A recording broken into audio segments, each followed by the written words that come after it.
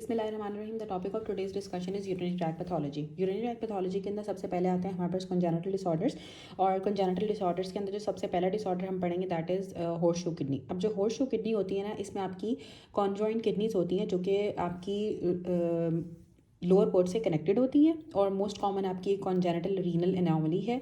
Kidney आपकी abnormally located होती है लोअर एब्डोमेन के अंदर, और जो हॉर्सशू किडनी होती है ना वो वहाँ पे रुक जाती है। इंफिया मेसेंटेरिक आर्टरी की रूट होती है वहाँ पर, और उसका असेंट नहीं होता है from pelvis to the abdomen. ठीक है, जो किडनी होती है ना वो एबनॉर्मली आपकी लोअर एब्डोमेन के अंदर लोकेटेड होती है, और जो हॉर्सशू किडनी होती है वो इंफिया मेसेंटेरिक आर्टरी की रूट की वजह से असेंट के अंदर जो है वो पेल्विस से असेंट नहीं कर पाती है टू द एब्डोमेन। उसके बाद आता है रीनल एजेनेसिस। रीनल एजेनेसिस के अंदर आपकी एब्नॉर्मल किडनी की फॉर्मेशन होती है जो कि यूनिलैटरल भी हो सकती है और बायलैटरल भी हो सकती है। अब यूनिलैटरल एजेनेसिस जो होती है वो हाइपरट्रॉफी करा देती है आपकी एग्जिस्टिंग किडनी की, और हाइपर फिल्ट्रेशन इंक्रीज हो जाती है की वजह से आपका जो रीनल फेलियर का चांस बढ़ जाता है लेटर लाइफ के अंदर, क्योंकि जाहिर सी बात है जब आपकी जो एग्जिस्टिंग किडनी है उसकी हाइपरट्रॉफी हो जाएगी तो उसके अंदर फिल्ट्रेशन भी ज़्यादा होगी। जब फिल्ट्रेशन ज़्यादा होगी तो उसकी वजह से उस किडनी के अंदर रीनल फेलियर के चांस भी बढ़ जाता है। जो बायलैटरल एजेनेसिस होती है वो ओलिगोहाइड्रामिनोज की वजह से होती है, जिसमें आपके साथ लंग्स का भी हाइपोप्लेजिया हुआ होता है, फ्लैट फेस आता है, लो ईयर्स होते हैं बच्चे के, और साथ उसको डेवलपमेंटल डिफेक्ट्स भी आते हैं। एक्सट्रीमिटीज़ के इसे हम प्रॉटर सीक्वेंस कहते हैं, और ये इनकम्पैटिबल विद लाइफ होता है। बात आते हैं हमारे पास डिस्प्लास्टिक किडनी। जो डिस्प्लास्टिक किडनी होती है वो आपकी नॉन इनहेरिटेड होती है, और इसमें कंजेनिटल मेलफॉर्मेशन आती है आपके रीनल पेरेन्काइमा की, जिसमें आपके रीनल पेरेन्काइमा के अंदर सिस्ट बन जाती हैं। डिस्प्लास्टिक किडनी के अंदर भी सिस्ट बन जाती हैं और एब्नॉर्मल टिश्यू होता है। ज़्यादातर जो आपकी डिस्प्लास्टिक किडनी होती है वो यूनिलैटरल होती है, लेकिन अगर ये बायलैटरल होगी तो फिर आपने इसको इनहेरिटेड पॉलीसिस्टिक किडनी डिजीज से डिफरेंशिएट करना होता है, क्योंकि डिस्प्लास्टिक किडनी के अंदर भी सिस्ट बन रही है रीनल पेरेन्काइमा के अंदर, और पॉलीसिस्टिक किडनी डिजीज के अंदर भी सिस्ट बनती है रीनल पेरेन्काइमा के अंदर, लेकिन ये नॉन इनहेरिटेड होती है। उसके बाद आती है पॉलीसिस्टिक किडनी डिजीज़। जो पॉलीसिस्टिक किडनी डिजीज़ होती है ये इनहेरिटेड डिफेक्ट होता है, जिसमें आपकी दोनों किडनीज जो है बायलैटरली एनलार्ज कर जाती हैं, जिसमें सिस्ट बन जाती हैं उसके रीनल कॉर्टेक्स के अंदर भी और मेडुला के अंदर भी। ये ऑटोसोमल रिसेसिव भी होती है और ये ऑटोसोमल डोमिनेंट भी होती है। जो ऑटोसोमल रिसेसिव होती है वो बिल्कुल इन्फेंट्स के अंदर होती है, 1 साल से कम उम्र के बच्चों के अंदर होती है, और इसमें साथ उनको रीनल फेलियर डेवलप हो जाता है और हाइपरटेंशन, ब्लड प्रेशर उनका ज़्यादा हो जाता है। न्यू बॉर्न जो है ना पॉटर सीक्वेंस के साथ भी प्रेजेंट करते हैं। अब पॉटर सीक्वेंस हमने पहले भी पढ़ा था कि उनके अंदर ओलिगोहाइड्रामिनोज होता है, और साथ उनको जो है वो लंग्स का भी हाइपोप्लेजिया हो जाता है। उनका जो फ्लैट फेस होगा और उनका जो ईयर्स होंगे ना वो भी लो सेट होगा ईयर्स का, साथ उनकी डेवलपमेंटल इफेक्ट्स भी आते हैं एक्सट्रीमिटीज़ के। तो पॉलीसिस्टिक किडनी डिजीज जो कि ऑटोसोमल रिसेसिव होती है और जो बच्चों इन्फेंट्स में होती है वो भी वाटर सीक्वेंस को शो करते हैं। जो पॉलीसिस्टिक किडनी डिजीज़ है ऑटोसोमल रिसेसिव होती है, इसमें साथ आपकी कॉन्जेनिटल हेपेटिक फाइब्रोसिस भी डेवलप हो जाती है, जिसमें पोर्टल हाइपरटेंशन हो जाती है, हेपेटिक सिस्ट भी डेवलप हो जाती हैं।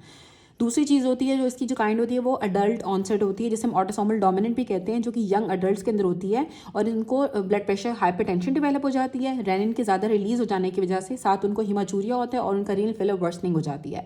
इसमें जो आपका APD1 जीन होता है उसकी म्यूटेशंस आती हैं और APD2 जीन की म्यूटेशंस आती हैं, और सिस्ट बाद में डेवलप हो जाती हैं, और ये बैरियर एन्यूरिज्म्स के साथ, हेपेटिक सिस्ट के साथ और माइटल वाल्व के प्रोलैप्स के साथ एसोसिएटेड होती है। जो ऑटोसोमल डोमिनेंट है वो उसमें बैरी एन्यूरिज्म्स हो सकते हैं, माइटल वाल्व का प्रोलैप्स हो सकता है, या फिर हेपेटिक सिस्ट हो सकती हैं, और इसमें APKD1 adult polycystic kidney disease 1 या फिर APKD2 जीन के अंदर म्यूटेशंस आती हैं, और हाइपरटेंशन डेवलप हो जाती है, साथ उनके यूरिन के अंदर ब्लड आना स्टार्ट हो जाता है, हिमाचूरिया हो जाता है, साथ उनका रीनल फेलियर भी डेवलप हो सकता है। उसके बाद आता है हमारे पास मेडुलरी सिस्टिक किडनी डिजीज़। जो मेडुलरी सिस्टिक किडनी डिजीज़ होती है ये इनहेरिटेड होती है। मेडुलरी सिस्टिक किडनी डिजीज़ भी आपकी इनहेरिटेड होगी, और ये आपकी ऑटोसोमल डोमिनेंट होती है। इसमें डिफेक्ट होता है जिसकी वजह से सिस्ट बन जाती हैं आपकी मेडुलरी कलेक्टिंग डक्ट्स के अंदर। जो आपकी कलेक्टिंग मेडुला के अंदर जो आपकी कलेक्टिंग डक्ट्स होती है उसके अंदर सिस्ट बन जाते हैं मेडुलरी सिस्टिक डिजीज़ के अंदर, और पेरेन्काइमा की फाइब्रोसिस जाती है, जिसकी वजह से आपकी किडनी का साइज छोटा हो जाता है, श्रंक हो जाती है किडनी, और साथ आपको रीनल फेलियर डेवलप हो जाएगा। अल्टीमेटली रीनल फेलियर ही डेवलप होना है। ठीक है, रीनल फेलियर आपका जो है रीनल एजेनेसिस के अंदर भी हो सकता था, रीनल फेलियर जो है वो आपका डिस्प्लास्टिक किडनी के अंदर भी हो सकता है, रीनल फेलियर आपका जो है वो पॉलीसिस्टिक किडनी डिजीज के अंदर भी डेवलप हो सकता है, और इसी तरह से आपका मेडुलरी जो सिस्टिक डिजीज़ होती है उसके अंदर भी डेवलप हो जाता है। मेडुलरी सिस्टिक डिजीज़ में ये होता है कि जो मेडुला के अंदर आपकी कलेक्टिंग डक्ट्स होती है उनकी सिस्ट बन जाती हैं, ये भी आपका इनहेरिटेड और ऑटोसोमल डोमिनेंट होता है। ठीक है, और जो अडल्ट पॉलीसिस्टिक किडनी डिजीज थी वो भी ऑटोसोमल डोमिनेंट थी। जो इन्फेंट्स के अंदर हो रही थी वो आपकी ऑटोसोमल रिसेसिव है। उसके बाद आते हैं हमारे पढ़ते हैं एक्यूट रीनल फेलियर। अब acute renal failure is very important. सबसे पहले इसमें पढ़ा है कि जो एक्यूट रीनल फेलियर होता है ना, इसमें एक्यूट सीवियर डिक्रीज होता है आपके रीनल फंक्शन के अंदर, और ये दिनों के अंदर डेवलप हो जाता है, जो एक्यूट रीनल फेलियर होता है। इसका हॉलमार्क होता है एजिटीमिया, कि आपका जो ब्लड के अंदर यूरिया नाइट्रोजन होगा वो ज़्यादा हो जाएगा और क्रेटिनिन के लेवल भी ज़्यादा हो जाते हैं और साथ पेशेंट को ऑलिग यूरिया हो जाता है। यूरिन की प्रोडक्शन कम हो जाएगी, यूरिन उसका कम आएगा, यूरिन की आउटपुट कम हो जाएगी, उसका ब्लड यूरिया नाइट्रोजन ज़्यादा हो जाता है और साथ उसका क्रेटिनिन के लेवल ज़्यादा हो जाते हैं और विद इन डेज डेवलप हो जाता है, जो एक्यूट रीनल फेलियर होता है।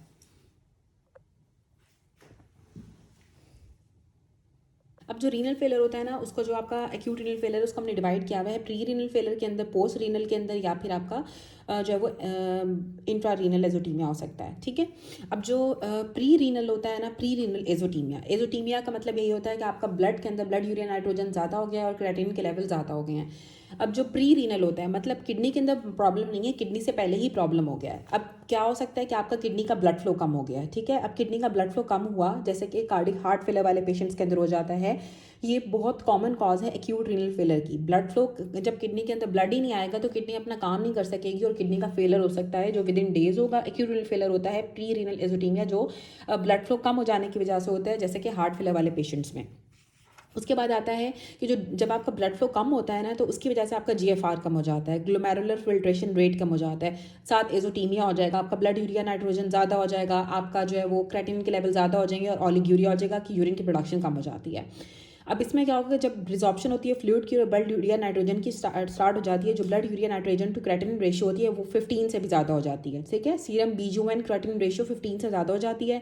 जो ट्यूबुलर फंक्शन होता है वो इंटैक्ट ही रहता है, जो कि फ्रैक्शन एक्सक्रीशन होती है सोडियम की, FeNA होती है, वो 1% से कम ही रहती है और यूरिन की ऑस्मोलैलिटी 500 मिलियोस्मोल पर केजी से भी ज़्यादा हो जाती है। ठीक है, यूरिन ऑस्मोलैलिटी 500 मिलियोस्मोल पर केजी से ज़्यादा हो जाती है। जो आपकी फ्रैक्शन एक्सट्रैक्शन ऑफ सोडियम होती है, जो आपका ट्यूब्यूल्स का फंक्शन होता है वो इंटैक्ट ही रहता है, वो 1% से कम रहता है। और लेकिन आपका जो blood urea nitrogen to creatinine ratio होती है वो 15% से भी ज़्यादा हो जाती है। उसके बाद आते हैं पोस्ट रीनल एजोटीमिया। अब पोस्ट रीनल एजोटीमिया का मतलब है कि आपकी किडनीज के बाद कुछ ना कुछ मसला हुआ है। अब इसमें क्या हो सकता है कि आपका यूरिन तो बन गया, लेकिन आपका यूरिनरी ट्रैक के डाउनस्ट्रीम के अंदर कोई ना कोई ऑब्स्ट्रक्शन थी किडनी से, जैसे कि यूरेटर्स के अंदर कोई ऑब्स्ट्रक्शन हो सकती है और इसमें जो आपका आउटफ्लो होता है वो कम हो जाता है किडनी का। जब आउटफ्लो कम होगा तो उसकी वजह से भी आपका ग्लोमेरुलर फिल्ट्रेशन रेट कम हो जाता है, एजोटीमिया होगा, साथ इसमें ऑलिग्यूरिया भी हो जाएगा। ये तीन चीज़ें तो होती हैं कि जीएफआर कम होगा, एजोटीमिया होगा और ऑलिग्यूरिया हो जाएगा। अब जो अर्ली स्टेज होती है ना ऑब्स्ट्रक्शन की, उसमें ट्यूबुलर प्रेशर जो होता है ना वो बढ़ जाता है, जो फोर्स करता है कि ब्लड यूरिया नाइट्रोजन को ब्लड के अंदर। तो इसमें भी आपकी जो serum blood urea nitrogen to creatinine ratio होती है वो 15 से ज़्यादा होती है, लेकिन ट्यूबुलर फंक्शन आपका इंटैक्ट ही रहता है। आपकी फ्रैक्शन एक्सक्रीशन ऑफ सोडियम जो होती है वो 1% से कम रहती है और यूरिन की ऑस्मोलैलिटी 500 मिलियोस्मोल पर केजी से ज़्यादा हो जाती है। जब आपको लॉन्ग स्टैंडिंग ऑब्स्ट्रक्शन रहती है तो ट्यूब्यूल्स का भी डैमेज होना स्टार्ट हो जाता है और आपकी जो ब्लड यूरिया नाइट्रोजन की एब्जॉर्प्शन थी वो भी कम होना स्टार्ट हो जाती है। तो फिर आपकी जो serum blood urea nitrogen to creatinine ratio होती है वो 15 से कम हो जाती है। और जो आपकी सोडियम की एब्जॉर्प्शन थी वो भी, सोडियम की री एब्जॉर्प्शन थी वो भी कम हो जाती है, क्योंकि अब आपके ट्यूब्यूल्स डैमेज होना स्टार्ट हो गए हैं। तो आपकी जो फ्रैक्शन एक्सक्रीशन ऑफ सोडियम होती है वो 2% से ज़्यादा हो जाती है, क्योंकि सोडियम अब आपका री एब्जॉर्ब नहीं हो रहा, अब एक्सक्रीट होना स्टार्ट हो जाएगा।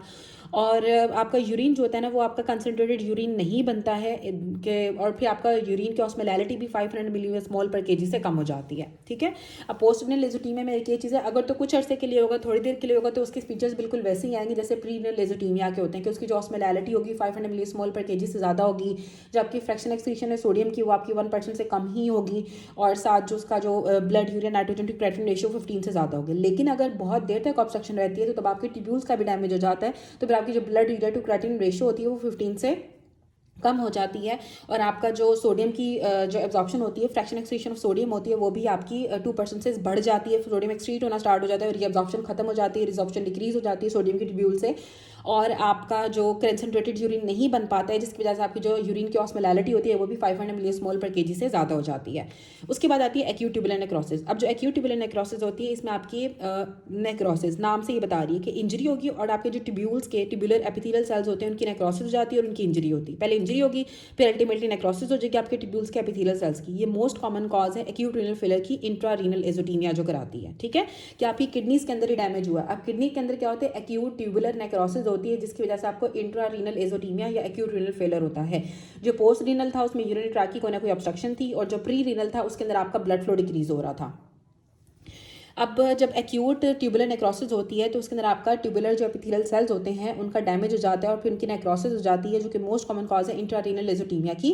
जो नेक्रोटिक सेल्स होते हैं वो प्लग करते हैं आपके ट्यूब्यूल्स को और आपके ऑब्स्ट्रक्शन प्रोड्यूस करते हैं, जिसकी वजह से आपका जीएफआर डिक्रीज कर जाता है। जब जीएफआर डिक्रीज करेगा हमें क्या नजर आते हैं, ब्राउन ग्रैनुलर कास्ट नजर आना स्टार्ट हो जाती है यूरिन के अंदर। अब नेक्रोटिक सेल्स होते हैं ना आपके ट्यूब्यूल्स के अंदर, अब नेक्रोटिक सेल्स ने क्या किया, आपके ट्यूब्यूल्स के अंदर एक प्लग बना दिया और आपके जीएफआर को डिक्रीज कर दिया। उसकी वजह से क्या होगा कि आपका यूरिन के अंदर जो है ना हमें ब्राउन ग्रैनुलर कास्ट आना स्टार्ट हो जाती है एक्यूट ट्यूबुलर नेक्रोसिस के अंदर या फिर इंट्रारीनल एजोटीमिया में।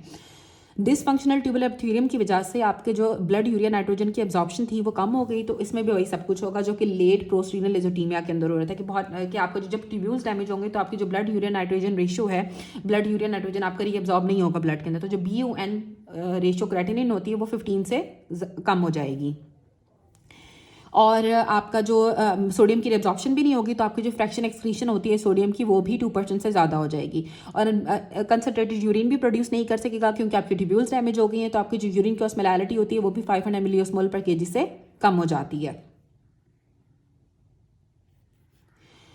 हाँ, ऑस्मोलैरिटी आपकी कम हो जाएगी। सॉरी, आई थिंक मैंने उधर जो है ना वो ऑस्मोलैरिटी ज़्यादा बता दिया था, तो ये ऑस्मोलैरिटी कम होती है तभी तो कंसनट्रेटेड यूरिन नहीं बनेगा ना, जब ऑस्मोलैरिटी ज़्यादा होगी तो फिर कंसनट्रेटेड यूरिन बनता है। अच्छा, अब जो एक्यूट ट्यूबुलर नेक्रोसिस होती है ना, एक्यूट ट्यूबुलर नेक्रोसिस आपकी इस्कीमिक भी हो सकती है और नेफ्रोटॉक्सिक भी हो सकती है, ठीक है। इस्कीमिक में क्या होगा कि ब्लड सप्लाई नहीं है जिसकी वजह से ट्यूब्यूल्स डैमेज हो गए, और नेफ्रोटॉक्सिक कैसे हो सकती है, कोई ऐसा एजेंट था जिसने आपकी किडनीज को डैमेज कर दिया और उसके ट्यूब्यूल्स की डैमेज हो गया। अब इस्कीमिया में सबसे पहले क्या होगा कि आपका ब्लड सप्लाई कम हो गया है, इसकी वजह से आपके ट्यूब्यूल्स की नेक्रोसिस हो गई है। अब इस्कीमिया जो है ना प्री रेनल एजोटीमिया की वजह से भी हो सकता है कि ब्लड सप्लाई नहीं गई, कार्डियक फेलियर वाला पेशेंट था और किडनी को ब्लड सप्लाई नहीं मिल रही है तो उसके ट्यूब्यूल्स का डैमेज हो गया। जो प्रॉक्सिमल ट्यूब्यूल होती है और जो मेडुलरी सेगमेंट होता है, think ascending limb of loop of Henle का, वो बहुत ज़्यादा ससेप्टेबल होते हैं इस्कीमिक डैमेज के लिए। आपने ये बात याद रखनी है, जो पीटी होती है प्रॉक्सिमल ट्यूब्यूल्स होते हैं और जो मेडुलरी सेगमेंट होता है ना आपके थिक असेंडिंग लिम्ब का, लूप ऑफ हेनले का जो थिक असेंडिंग लिम्ब होता है ना, असेंडिंग लिम्ब का जो है ना ascending limb loop of Henle का वो, और जब आपकी प्रॉक्सिमल ट्यूब्यूल होती है, ये दोनों बहुत ज़्यादा ससेप्टेबल होते हैं जब आपको इस्कीमिया होता है, तो इसमें डैमेज सबसे ज़्यादा होगा। नेफ्रोटॉक्सिक हो सकती है, नेफ्रोटॉक्सिक की वजह से नेक्रोसिस होगी आपकी ट्यूब्यूल्स की। अब जो प्रॉक्सिमल ट्यूब्यूल होती है उसमें नेफ्रोटॉक्सिसिटी भी सबसे ज़्यादा होती है, ठीक है। उसमें इस्कीमिया का भी सबसे ज़्यादा चेंज आता है प्रॉक्सिमल ट्यूब्यूल के अंदर, और नेफ्रोटॉक्सिसिटी का भी सबसे ज़्यादा चेंज आता है। अब कॉजेज क्या आती हैं, अब इसमें अमाइनोग्लाइकोसाइड्स आपकी बहुत इंपॉर्टेंट ड्रग्स हैं जो कि किडनी फेलर कराती हैं, किडनी को डैमेज करती हैं। साथ हैवी मेटल्स में लेड की पॉइजनिंग अगर होगी, मायोग्लोबिन यूरिया, जब आपकी क्रश इंजरी होती है मसल की, जब कोई एक्सीडेंट होंगे, क्रश इंजरी होती है, मायोग्लोबिन यूरिया की वजह से किडनी डैमेज हो जाता है। इथाइलिन ग्लाइकोल जो कि आपके ऑक्सलेट क्रिस्टल्स बनाता है यूरिन के अंदर, और रेडियो कंट्रास्ट डाई जो होते हैं और यूरेट। इसलिए जो कंट्रास्ट वाले जो भी हम कोई किसी की MRI करानी होती है तो हम पहले उसका हमेशा रीनल फंक्शन टेस्ट देखते हैं, क्योंकि जो रेडियो कंट्रास्ट डाई होते हैं ये भी आपकी एक्यूट ट्यूबुलर नेक्रोसिस कराते हैं और आपकी किडनीज को डैमेज करते हैं। और यूरेट में आ जाएगा ट्यूमर लाइसिस सिंड्रोम वाले पेशेंट्स के अंदर, जिनको ट्यूमर लाइसिस सिंड्रोम डेवलप हो जाता है तो यूरिक एसिड बनेगा आपकी, जब प्रोटीन्स की ब्रेकडाउन होती है ट्यूमर लाइसिस सिंड्रोम के अंदर तो यूरेट बनता है। यूरेट भी आपकी किडनीज को डैमेज करता है। और हाइड्रोटॉइन और एलोपिरिनोल आपकी पहले यूज़ किया जाता था हमारे पास कीमोथेरेपी को इनिशिएट करने के लिए, ताकि हम जो है ना urate induce acute tubular injury को डिक्रीज कर सकें, ठीक है। एलोपिरिनोल और हाइड्रेशन को और एलोपिरिनोल को यूज़ किया जाता था पहले, ताकि जो है ना हम कीमोथेरेपी से जो आपकी कीमोथेरेपी को स्टार्ट करने से पहले यूज़ किया जाता था, ताकि हम यूरेट की वजह से जो है ना एक्यूट ट्यूबुलर नेक्रोसिस को डिक्रीज कर सकें, ठीक है। अच्छा, अब इसमें हमने याद रख लिया है कि नेफ्रोटॉक्सिक ड्रग्स में हमारे पास ड्रग्स आते हैं, एजेंट्स आते हैं। तो ड्रग्स में हमारे पास सबसे पहले जो आते हैं एक तो कि प्रॉक्सिमल ट्यूब्यूल सबसे ज़्यादा इन्वॉल्व होती है, और अमाइनोग्लाइकोसाइड्स आप आते हैं, हैवी मेटल्स में लेड आता है, साथ आपका मायोग्लोबिन यूरिया जो क्रश इंजरी की वजह से डेवलप हो जाता है उसका से आपको एक्यूट ट्यूबुलर नेक्रोसिस हो सकती है। इथाइलिन ग्लाइकोल की वजह से हो सकती है जो कि आपका ऑक्सलेट स्टोन्स बनाता है यूरिन के अंदर। रेडियो कंट्रास्ट डाई की वजह से हो सकती है, यूरेट की वजह से हो सकती है ट्यूमर लाइसिस सिंड्रोम वाले पेशेंट्स के अंदर। इसीलिए हाइड्रेशन एलोपिरिनोल हम देते थे ताकि कीमोथेरेपी से पहले, ताकि जब आप कीमोथेरेपी दो, जब ट्यूमर की लाइसिस हो तो उसकी वजह से आपका यूरेट इतना ज़्यादा प्रोड्यूस ना हो और वो आपकी किडनी को डैमेज ना करे। अच्छा, उसके बाद आता है हमारे पास जो इसके क्लिनिकल फीचर्स। अब क्लिनिकल फीचर्स में सबसे पहले क्या होता है कि आपको ओलिगूरिया हो जाएगा। जाहिर सी बात है जब आपका एक्यूट ट्यूबुलर नेक्रोसिस हो रही है तो ओलिगूरिया तो होना है, ठीक है। ओलिगूरिया हो जाता है, साथ आपको ब्राउन ग्रैनुलर कास्ट मिलती है। ब्राउन ग्रैनुलर कास्ट इसलिए मिलती है कि जब आपके ट्यूब्यूल्स के अंदर नेक्रोटिक सेल्स होते हैं तो वो जब आपकी यूरिन के अंदर आते हैं तो ब्राउन ग्रैनुलर कास्ट देते हैं। आपका ब्लड यूरिया और क्रेटिन के लेवल ज़्यादा हो जाएंगे, क्योंकि आपके ट्यूब्यूल्स का डैमेज हो गया तो ब्लड यूरिया क्रेटिन लेवल आपके जो है वो ज़्यादा हो जाएंगे, ठीक है।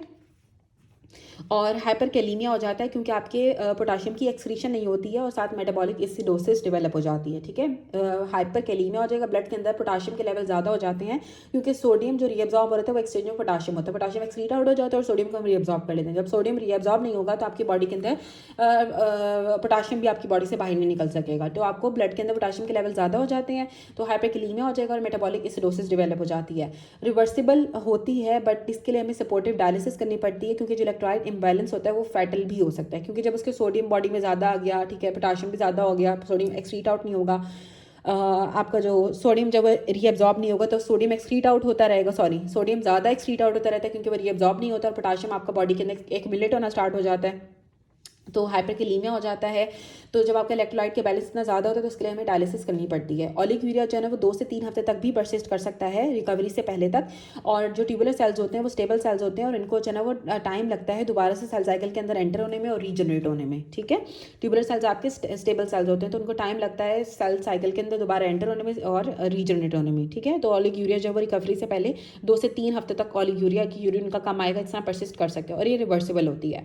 उसके बाद आता है एक्यूट इंटरस्टिशियल नेफ्राइटिस। जो एक्यूट इंटरस्टिशियल नेफ्राइटिस होता है इसमें आपकी ड्रग्स की वजह से हाइपर सेंसिटिविटी डेवलप हो जाती है आपके इंटरस्टिशियम के अंदर और ट्यूब्यूल्स के अंदर, जिसकी वजह से आपको एक्यूट रीनल फेलर या फिर इंट्रा रीनल एजोटीमिया हो सकता है। ठीक है, अब एक्यूट ट्यूबुलर नेक्रोसिस की वजह से भी हो रहा था जिसमें आपका एक तो इस्कीमिया था और नेफ्रोटॉक्सिक ड्रग्स थी। अब एक्यूट इंटरस्टिशियल नेफ्राइटिस के अंदर भी ड्रग्स की वजह से हाइपर सेंसिटिविटी हुई और उसकी वजह से आपका इंटरस्टिशियम डैमेज हो गया और ट्यूब्यूल्स भी इसमें डैमेज हो गए। इसमें ट्यूब्यूल्स डैमेज हो रहे थे, इसमें आपके इंटरस्टिशियम और ट्यूब्यूल्स दोनों डैमेज हो रहे हैं और ये एनसेड्स की वजह से होता है, पेंसिलिन की वजह से हो सकता है और डायूरेटिक्स की वजह से होता है। पेशेंट वही ओलिगोयूरिया के साथ प्रेजेंट करेगा और नेफ्राइटिस है, इन्फ्लामेशन है, तो पेशेंट को फीवर भी हो जाएगा और रैश भी हो सकता है जो कि कुछ दिनों से लेकर हफ्तों तक रहता है ड्रग के स्टार्ट करने के बाद, और इओसिनोफिल्स हमें यूरिन के अंदर मिलते हैं। ठीक है, एक्यूट इंटरस्टिशियल नेफ्राइटिस के अंदर हमें इओसिनोफिल्स यूरिन के अंदर मिलते हैं, रैश डेवलप हो सकता है उनको, ठीक है, बुखार हो सकता है, ओलिगोयूरिया हो जाएगा और ये जब आप ड्रग को छोड़ देते हो तो उसकी वजह से ठीक हो जाता है और इवन आपका रीनल पैपिलरी नेक्रोसिस भी करा सकता है। अब रीनल पैपिलरी नेक्रोसिस क्या होती है, इसमें रीनल पैपिला की नेक्रोसिस हो जाती है और साथ इसमें आपको ग्रॉस इमेचूरिया मिलता है और फ्लैंक पेन। ग्रॉस इमेचूरिया ऐसा इमेचूरिया होता है जो आपको प्रॉपर यूरिन रेड कलर का नजर आएगा, ठीक है, और साथ उसको फ्लैंक में पेन में भी होगा। और जो एक्यूट पैपिलरी नेक्रोसिस की एक कॉज तुमने पढ़ ली कि एक्यूट इंटरस्टिशियल नेफ्राइटिस की वजह से हो सकता है जिसमें आपकी एनसेड्स आती हैं, पेनिसिलिन आती हैं या फिर डायूरेटिक्स की वजह से। क्रॉनिक एनाल्जेसिक एब्यूज़, ठीक है, जो फेनेसिटिन या फिर जो एस्पिरिन बहुत ज़्यादा यूज़ करते हैं उनकी रीनल पैपिलरी नेक्रोसिस हो जाती है। डायबिटीज़ मेलाइटिस वाले पेशेंट के अंदर हमने पढ़ा ना कि डायबिटिक नेफ्रोपैथी होती है तो उसके अंदर भी आपके रीनल पैपिलरी नेक्रोसिस हो जाती है। सिकल सेल ट्रेट वाले पेशेंट्स के अंदर और स्वेयर एक्यूट पाइलोनेफ्राइटिस वाले पेशेंट के अंदर, ठीक है, पाइलोनेफ्राइटिस वाले पेशेंट के अंदर, सिकल सेल ट्रेट वाले पेशेंट्स के अंदर, डायबिटीज़ मेलाइटिस में और क्रॉनिक एनाल्जेसिक एब्यूज़ या जो फेनेसिटिन या फिर एस्पिरिन को यूज़ करते हैं उसके अंदर रीनल पैपिलरी नेक्रोसिस हो जाती है। उसके बाद हम पढ़ते हैं नेफ्रोटिक सिंड्रोम। अब जो नेफ्रोटिक सिंड्रोम होता है ये आपका ग्लोमेरुलर डिसऑर्डर होता है जिसमें आपको प्रोटीन यूरिया हो जाता है जो कि 3.5 ग्राम पर डे से ज़्यादा होता है। इसमें आपको ब्लड के अंदर आपके एल्बुमिन के लेवल कम हो जाते हैं जिसकी वजह से आपको पेटिंग एडीमा हो जाता है। साथ आपके गैमा ग्लोबुलिन्स के लेवल भी ब्लड में कम हो जाते हैं और इसकी वजह से इन्फेक्शन के चांसेस ज़्यादा हो जाते हैं क्योंकि एंटीबॉडीज़ नहीं बनेंगी तो आपके इन्फेक्शन के चांसेस ज़्यादा हो जाएंगे। हाइपरकोगुलेबल स्टेट होती है क्योंकि एंटीथ्रोम्बिन थ्री का लॉस हो जाता है और हाइपरलिपिडीमिया हो जाता है और हाइपरकोलेस्ट्रीमिया हो जाएगा कि कोलेस्ट्रॉल के लेवल भी ज़्यादा ब्लड के अंदर और लिपिड्स के लेवल भी ज़्यादा हो जाते हैं नेफ्रोटिक सिंड्रोम के अंदर और हमें यूरिन के अंदर फैटी कास्ट नजर आती है। नेफ्रोटिक सिंड्रोम में हाइपोएल्ब्यूमिनीमिया हुआ जिससे पिटिंग एडीमा हो गया। ग्लोबिनीमिया की वजह से इन्फेक्शन के चांसेस बढ़ जाते हैं। हाइपरकोगुलेबल स्टेट होती है, एंटीथ्रोम्बिन 3 का लॉस हो जाता है, हाइपरलिपिडीमिया और हाइपरकोलेस्ट्रीमिया होता है जिसकी वजह से हमें फैटी कास्ट नजर आती है यूरिन के अंदर। मिनिमल चेंज डिजीज, जो मिनिमल चेंज डिजीज होती है मोस्ट कॉमन कॉज है नेफ्रोटिक सिंड्रोम की बच्चों के अंदर और ज़्यादातर ये आइडियोपैथिक होती है और ये हॉजकिन लिम्फोमा के साथ एसोसिएटेड होती है। मिनिमल चेंज डिजीज बच्चों के अंदर होती है, हॉजकिन लिम्फोमा के साथ एसोसिएटेड होती है और ये आइडियोपैथिकली भी हो सकती है, यूजुअली इसकी कॉज नहीं पता चलती।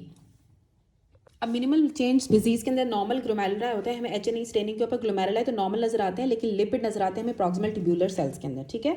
मिनिमल चेंज डिजीज के अंदर हमें लिपिड्स नजर आएंगे प्रॉक्सिमल ट्यूब्यूल सेल्स के अंदर, प्रॉक्सिमल ट्यूब्यूल सेल्स के अंदर हमें लिपिड्स नजर आते हैं। वैसे आपकी नॉर्मल ग्लोमेरुला होती है जब हम एचएनई स्टेन कराते हैं, आपका एफेसमेंट हो जाती है फूड प्रोसेस की इलेक्ट्रॉन माइक्रोस्कोपी के ऊपर, कोई इम्यून कॉम्प्लेक्स के डिपॉजिट इसमें नहीं होते हैं, नेगेटिव इम्यूनोफ्लोरेसेंस होती है और सिलेक्टिव प्रोटीन यूरिया होता है। सिर्फ एल्बुमिन का लॉस होता है, आपकी इम्यूनोग्लोबुलिन्स का लॉस नहीं होता है और स्टेरॉइड्स को बहुत अच्छा रिस्पॉन्स करती है क्योंकि डैमेज जो होता है ना वो साइटोकाइंस की वजह से होता है जो टी सेल से प्रोड्यूस हो रहे होते हैं, ठीक है। अब जो मिनिमल चेंज डिजीज़ थी ये बच्चों के अंदर होती थी। इसके अंदर आपका जो है वो हॉटकिन लिम्फोमा के साथ एसोसिएटेड होती है और आइडियोपैथिक इसकी कॉज होती है। आप HNE स्टेन के अंदर इसका नॉर्मल ग्लोमेरुला नजर आता है। प्रॉक्सिमल ट्यूब्यूल के अंदर हमें प्रॉक्सिमल ट्यूब्यूल के सेल्स के अंदर हमें लिपिड्स मिलते हैं। फूड प्रोसेस की एफेसमेंट हो जाती है। इलेक्ट्रॉन माइक्रोस्कोपी के ऊपर कोई इम्यून कॉम्प्लेक्सेस नहीं मिलते हैं।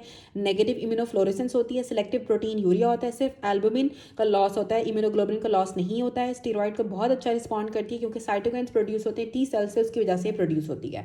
उसके बाद फोकल सेगमेंटल ग्लोमेरुलोस्क्लेरोसिस, ये मोस्ट कॉमन कॉज है नेफ्रोटिक सिंड्रोम की हिस्पैनिक्स में, अफ्रीकन अमेरिकन के अंदर। इसकी कॉज भी आइडियोपैथिक होती है लेकिन HIV के साथ एसोसिएटेड होती है, अगर हीरोइन के यूज़ के साथ, और सिकल सेल डिजीज़ के साथ एसोसिएटेड होती है। अब सिकल सेल डिजीज़ जो थी ना वो आपकी फोकल रीनल पैपिलरी नेक्रोसिस भी करा रही थी और सिकल सेल डिजीज़ की वजह से आपको फोकल सेगमेंटल ग्लोमेरुलोस्क्लेरोसिस भी हो सकती है, जिसे हम FSGS कहते हैं। ये फोकल भी हो सकती है जो सिर्फ कुछ ग्लोमेरुला को इन्वॉल्व करेगी, और सेगमेंटल भी हो सकती है जिसमें आपके एक पार्ट ऑफ ग्लोमेरुला को भी इन्वॉल्व कर सकती है, और इसमें स्क्लेरोसिस हुई भी होती है HNE स्टेनिंग के ऊपर।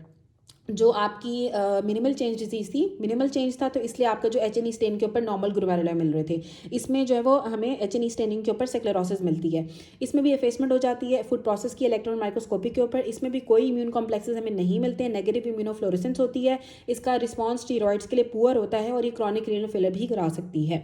उसके बाद मेम्ब्रेनस नेफ्रोपैथी आती है। Membranous nephropathy most common form है नेफ्रोटिक सिंड्रोम की कॉकेशियन अडल्ट्स के अंदर।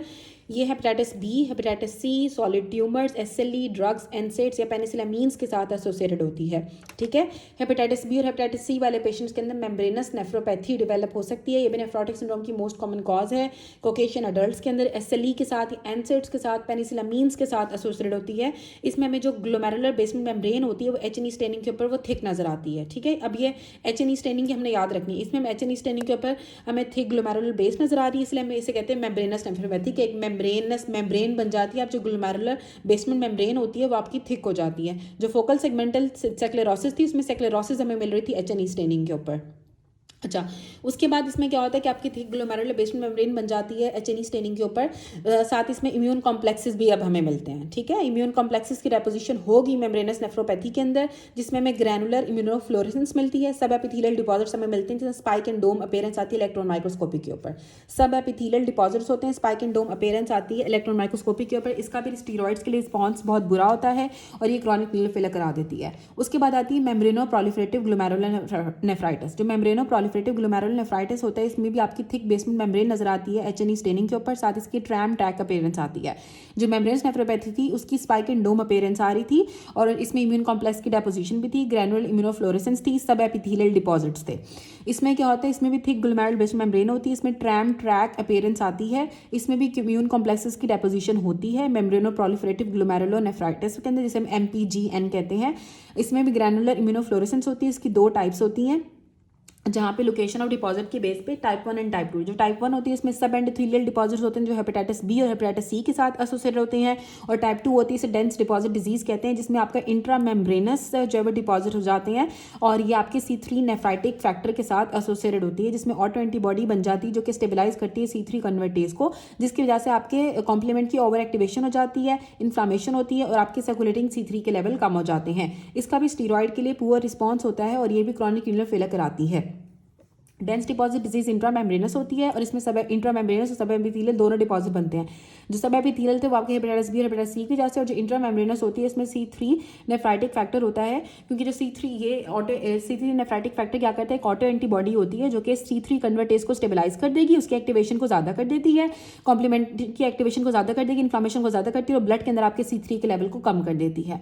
उसके बाद आती है डायबिटीज़ मेलाइटिस। अब जो डायबिटीज़ मेलाइटिस होती है ना, इसमें भी नेफ्रोटिक सिंड्रोम हो सकता है। इसमें जो सीरम ग्लूकोज लेवल जब ज़्यादा होते हैं ना तो उसके बाद से नॉन एंजाइमेटिक ग्लाइकोजाइलेशन हो जाती है आपके वैस्कुलर बेसमेंट मेम्ब्रेन की, और आपकी हाइलीन आर्टीरियोस्क्लेरोसिस डेवलप हो जाती है। ठीक है। ग्लूकोज के लेवल ज़्यादा हो जाने की वजह से ब्लड के अंदर नॉन एंजाइमेटिक ग्लाइकोजाइलेशन हो जाती है वैस्कुलर बेसमेंट मेम्ब्रेन की। जो आपकी ब्लड वेसल्स की बेसमेंट मेम्ब्रेन है उनकी वैस्कुलर बेस मेम्ब्रेन जो होती है ना उसकी हाइलीन आर्टीरियोस्क्लेरोसिस डेवलप हो जाती है ब्लड ग्लूकोज के लेवल ज़्यादा हो जाने की वजह से। अब ब्लड ग्लूकोज जो ग्लोमेरुलर इफरेंट आर्टीरियोल्स होंगे ना, जो ग्लोमेरुलर इफरेंट आर्टीरियोल्स होते हैं वो बहुत ज़्यादा इफेक्ट हो जाते हैं as compare to the efferent arteriole, और हमें हाई ग्लोमेरुलर फिल्ट्रेशन प्रेशर मिलता है। ठीक है। अब ये ग्लोमेरुलर इफरेंट आर्टीरियोल को इफेक्ट करेंगे कि उनके जो वैस्कुलर बेसमेंट मेम्ब्रेन होती है वहाँ पे हाइलीन आर्टीरियोस्क्लेरोसिस हो जाएगी ग्लूकोज के लेवल सीरम के अंदर ज़्यादा हो जाने की वजह से। ई फ्रंट आर्टीरियोल को अफेक्ट करेगी ये, और जो हाइपर फिल्ट्रेशन हो जाती है जिसकी वजह से आपको माइक्रो एल्बुमिनूरिया डेवलप हो जाता है। आपकी यूरिन के अंदर जो है ना वो एल्बुमिन आना स्टार्ट हो जाता है। इवेंचुअली आपको नेफ्रोटिक सिंड्रोम डेवलप हो जाता है जब आपको आपका जो हाइपो एल्बुमिनीमिया डेवलप हो जाएगा और आपको जो है एल्बुमिनूरिया हो जाएगा, जिसमें आपका 3.5 मिलीग्राम पर डेसीलीटर ग्राम से ज़्यादा आपके जो है वो पर डेसीलीटर से ज़्यादा आपका प्रोटीन आना स्टार्ट हो जाएंगे आपकी यूरिन में। अब इसमें क्या होता है, नेफ्रोटिक सिंड्रोम के अंदर हमें जो है स्क्लेरोसिस मिल जाती है मेसेंजियम की with the formation of Kimmel-Stein Wilson nodules. ठीक है, केमल-स्टीन विल्सन नोड्यूल्स हमें मिलते हैं डायबिटीज़ मेलाइटिस वाले पेशेंट्स के अंदर, और एस इनहिबिटर्स जो है ना वो स्लो कर देती हैं progression of hyper filtration induce damage को। उसके बाद आती है रैपिडली प्रोग्रेसिव ग्लोमेरुलोनेफ्राइटिस। अब जो रैपिडली प्रोग्रेसिव ग्लोमेरुलोनेफ्राइटिस है इसमें नेफ्राइटिक सिंड्रोम ही होता है जिसकी वजह से आपको अल्टीमेटली रीनल फेलियर डेवलप हो जाता है कुछ ही हफ्तों के अंदर या फिर महीने के अंदर। ठीक है, कुछ हफ्तों या महीनों के अंदर आपको जो है रीनल फेलियर डेवलप हो जाता है। इसमें आपको बोवेन स्पेस के अंदर जो बोवेन स्पेस होती है ग्लोमेरुला की उसमें हमें क्रीसेंट्स नजर आते हैं एच स्टेनिंग के ऊपर, और क्रीसेंट्स जो होते हैं उसमें फाइब्रिन होती है और मैक्रोफेजेस होते हैं। क्लिनिकल पिक्चर और इम्यूनोफ्लोरेसेंस हमें इटियोलॉजी के बारे में हमें बताती है। ठीक है, तो रैपिडली प्रोग्रेसिव ग्लोमेरुलोनेफ्राइटिस के अंदर हमें जो बोवेन कैप्सूल होता है, जो बोवेन स्पेस होती है उसमें हमें क्रीसेंट्स नजर आते हैं जब हम इसकी स्टेनिंग करते हैं, और वो जो क्रीसेंट्स होते हैं उसमें आपका फाइब्रिन होता है और मैक्रोफेजेस होते हैं। अब यहाँ पे बताया हुआ है कि आपका जो इम्यूनोफ्लोरेसेंस जब हम करते हैं पैटर्न के अंदर एक लीनियर पैटर्न होता है, एक ग्रैनुलर पैटर्न होता है और एक नेगेटिव इम्यूनोफ्लोरेसेंस होती है। अब जो गुड पास्चर सिंड्रोम होता है उसमें आपका लीनियर पैटर्न होता है और एंटी बेसमेंट मेम्ब्रेन एंटीबॉडी हमें मिलती है। ठीक है, anti glomerular basement membrane antibodies हमें मिलती है गुड पास्चर सिंड्रोम के अंदर, और ये आपकी इम्यूनोफ्लोरेसेंस की फाइंडिंग्स भी बताएंगे रैपिडली प्रोग्रेसिव ग्लोमेरुलोनेफ्राइटिस में। ठीक है, अब गुड पास्चर सिंड्रोम के अंदर क्या होगा, anti basement membrane antibodies anti glomerular basement membrane antibodies हमें मिलती हैं। एंटीबॉडीज बन जाती हैं आपके कोलेजन के अगेंस्ट जो ग्लोमेरुलर और एल्वुलर बेसमेंट मेम्ब्रेन के अंदर होता है। इसकी वजह से हिमाचूरिया डेवलप हो जाता है और हिमोप्टेसिस होती है, और ये यंग अडल्ट मेल्स के अंदर होता है Goodpasture syndrome. Goodpasture syndrome young adult males के अंदर होता है। इसमें आपकी जो ग्लोमेरुला और जो आपके एल्वुला है, ठीक है, लंग्स की भी और ग्लोमेरुलस की भी, ठीक है, दोनों की जो बेस मेम्ब्रेन्स होती हैं उसके अगेंस्ट जो एंटीबॉडीज बन जाती हैं, जिसकी वजह से आपके लंग्स के फाइंडिंग आती है तो हिमोप्टेसिस हो जाती है, और जब किडनी की ग्लोमेरुलर बेस मेम्ब्रेन के अगेंस्ट एंटीबॉडीज बनती हैं जिसमें कोलेजन जो होता है उसके अगेंस्ट एंटीबॉडीज बनती हैं तो आपको हिमाचूरिया हो जाता है, और ये यंग और अडल्ट मेल्स को अफेक्ट करता है जो गुड पास्चर सिंड्रोम है। लंग को भी अफेक्ट कर रहा है और आपके किडनीज को भी अफेक्ट कर रहा है। उसके बाद आती है ग्रैनुलर इम्यूनोफ्लोरेसेंस जिसमें इम्यून कॉम्प्लेक्स की डेपोजिशन होती है। ये पोस्ट स्ट्रेप्टोकोकल ग्लोमेरुलोनेफ्राइटिस के अंदर डेवलप होता है।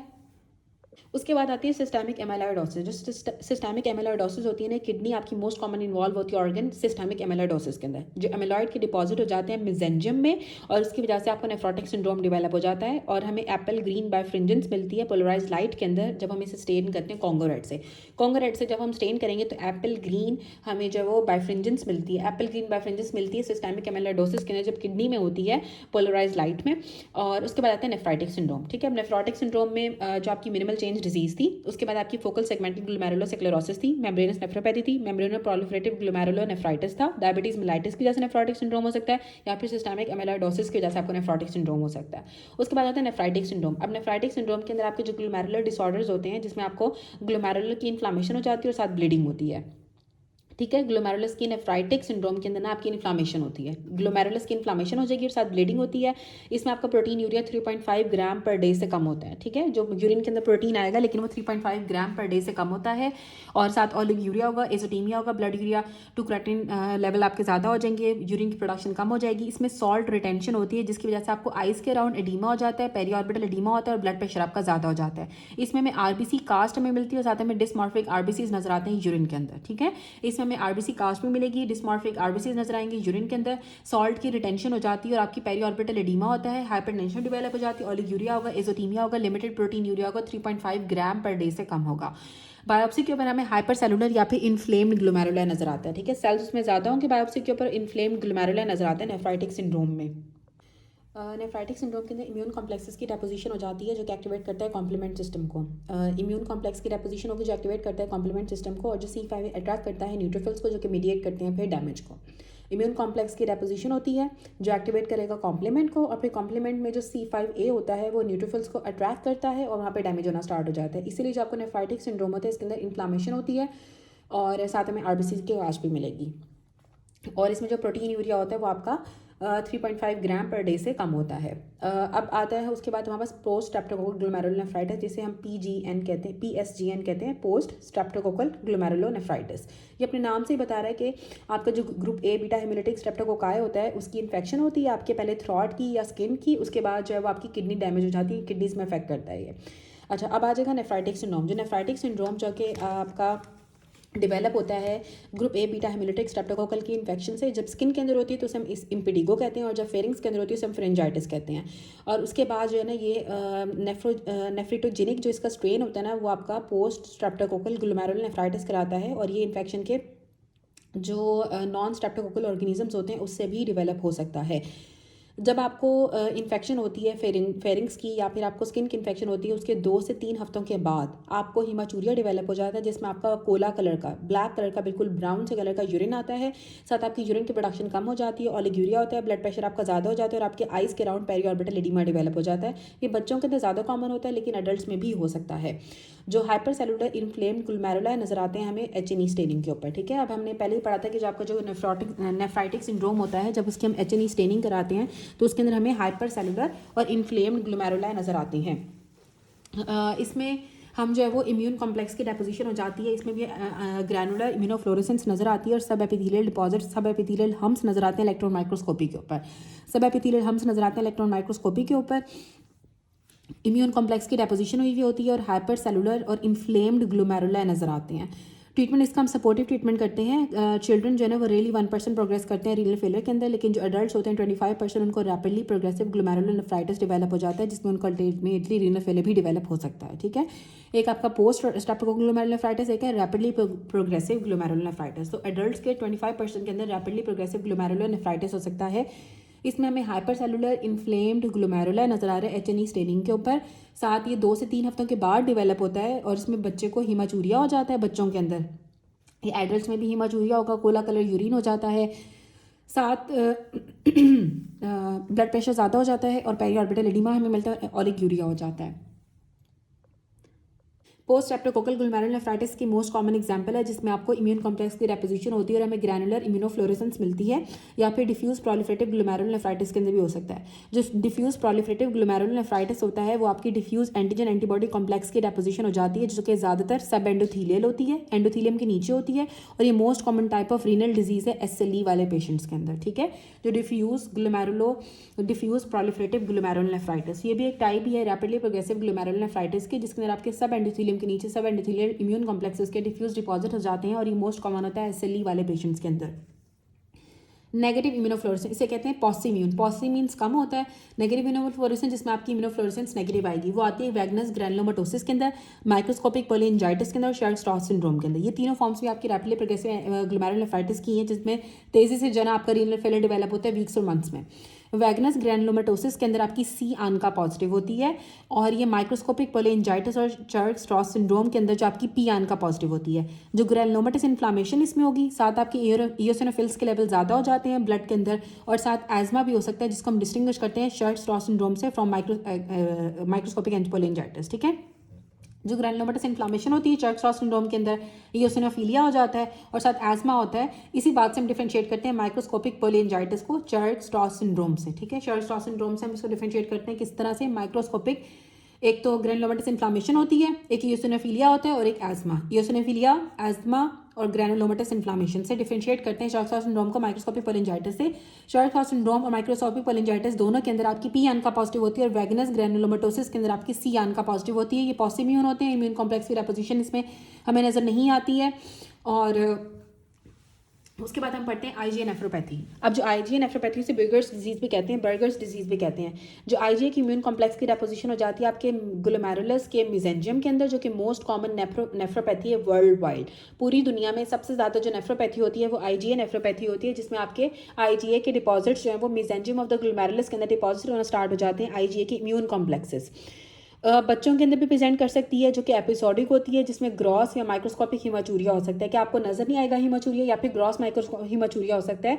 और साथ हमें RBCs की कास्ट मिलती हैं जो कि म्यूकोजल इन्फेक्शन को शो करती हैं। गैस्ट्रोएंटराइटिस भी हो सकता है।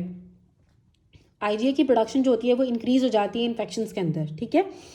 तो आईजीए की इम्यून कॉम्प्लेक्स की डेपोजिशन हो जाती है मेसेंजियम के अंदर, जो हमें इम्यूनोफ्लोरेसेंस के ऊपर नजर आती है, और ये स्लोली प्रोग्रेस करती है टू रीनल फेलियर के अंदर। अब आईजीए नेफ्रोपैथी है ना, इसके अंदर भी आपकी नेफ्राइटिक सिंड्रोम ही है, ठीक है। इसमें भी आपको क्या होता है कि आपके आईजीए की इम्यून कॉम्प्लेक्सेस डिपॉजिट हो जाते हैं ग्लोमेरुलस की मेसेंजियम के अंदर, और आईजीए की प्रोडक्शन इन्फेक्शन के अंदर ज़्यादा हो जाती है, और हमें जो है वो ग्रॉस या माइक्रोस्कोपिक हीमाचूरिया मिलता है, जिसमें साथ हमें आरबीसीज की कास्ट भी मिलती है, और साथ इसमें म्यूकोजा की इन्फेक्शन भी हुई होती है, जैसे कि गैस्ट्रोएंटराइटिस भी हुआ होता है इस तरह के पेशेंट्स को। एल्पर्ट सिंड्रोम क्या होता है? एल्पर्ट सिंड्रोम एक इनहेरिटेड इफेक्ट होता है टाइप 4 कोलेजन का, जो कि एक्स लिंक होता है, और इसमें जो है ना थिनिंग और स्प्लिटिंग हो जाती है आपके ग्लोमेरुलर बेसमेंट मेम्ब्रेन की। अब यहाँ पे मैंने लिखा हुआ भी है कि बास्केट वेव अपीयरेंस आती है कि आपकी जो ग्लोमेरुलर बेसमेंट मेम्ब्रेन होगी वो थिन हो जाएगी, पतली हो जाएगी, और स्प्लिट हो जाती है, और इसमें आपको आइसोलेटेड हीमाचूरिया होता है, साथ उनको सेंसरी लॉस होगा, और ऑक्यूलर डिस्टर्बेंसेज आती हैं, उनकी ईयर्स इफेक्ट होते हैं, उनकी जो है वो आइज़ इफेक्ट होती हैं, और उनकी किडनीज इफेक्ट होती हैं। हीमाचूरिया होता है सिर्फ और सिर्फ उनका यूरिन के अंदर ब्लड आता है, साथ उनको ऑक्यूलर देखने में प्रॉब्लम होता है, और उनको सुनने में सेंसरी लॉस का मसला हो जाता है, और आपकी जो ग्लोमेरुलर बेसमेंट मेम्ब्रेन थी, ग्लोमेरुलर बेसमेंट मेम्ब्रेन होती है वो थिन हो जाती है, और साथ उसकी स्प्लिटिंग होती है। इसमें ये आपकी बेसिकली इनहेरिटेड इफेक्ट होता है, जिसमें टाइप 4 कोलेजन का इनहेरिटेड इफेक्ट होता है, और ये एक्स लिंक्ड होती है। उसके बाद हम पढ़ते हैं यूटीआई। यूटीआई के बेसिक प्रिंसिपल, सबसे पहले जो इन्फेक्शन होती है ना यूटीआई के अंदर, आपकी यूरिथ्रा की इन्फेक्शन हो सकती है, आपके ब्लैडर की इन्फेक्शन हो सकती है, आपकी किडनी की इन्फेक्शन हो सकती है। अब ये असेंडिंग इन्फेक्शन भी हो सकती है, और ये आपकी फीमेल्स के अंदर भी इसका इंसिडेंस ज़्यादा होता है। रिस्क फैक्टर सेक्सुअल इंटरकोर्स हो सकता है, यूरिनरी स्टेसिस हो सकती है, या फिर कैथेटर्स की वजह से, ठीक है। सेक्सुअल इंटरकोर्स की वजह से हो जाती है यूरिनरी इन्फेक्शन, यूरिनरी स्टेसिस की वजह से होती है, या फिर कैथेटर्स की वजह से होती है। सिस्टाइटिस जो होता है ना वो ब्लैडर की इन्फेक्शन होती है, इसमें डिसूरिया होगा आपको, ठीक है। यूरिनरी फ्रिक्वेंसी आपकी ज़्यादा होती है, अर्जेंसी होती है, सुप्राप्यूबिक पेन भी हो सकता है, आपको बुखार हो सकता है, बुखार ज़्यादातर आपका एब्सेंट ही होता है। पेशेंट को जो है वो पेनफुल यूरिनेशन होती है, बार बार यूरिनेशन होती है, तेज़ी से यूरिन आता है, और सुप्राप्यूबिक पेन भी होता है। यूरिन एनालिसिस जब हम कराते हैं तो हमें क्लाउडी यूरिन मिलता है, जिसमें 10 से ज़्यादा WBCs हमें नजर आते हैं हाई पावर फील्ड के ऊपर, ठीक है। अगर तो आपको 10 से ज़्यादा WBCs नजर आए हाई पावर फील्ड के ऊपर, तो इसका मतलब है कि आपको यूटीआई डेवलप हो गया है। और डिपस्टिक टेस्टिंग के ऊपर हमें पॉजिटिव ल्यूकोसाइट एस्टेरेज हमें नजर आता है, और नाइट्रेट्स जो होते हैं ना वो आपके ब्लड को नाइट्रेट्स को कन्वर्ट कर देते हैं, जो बैक्टीरिया होता है ना वो नाइट्रेट्स को नाइट्राइट्स के अंदर कन्वर्ट कर देता है, तो हमें पॉजिटिव ल्यूकोसाइट एस्टेरेज टेस्ट नजर आता है डिपस्टिक टेस्ट के ऊपर, ठीक है।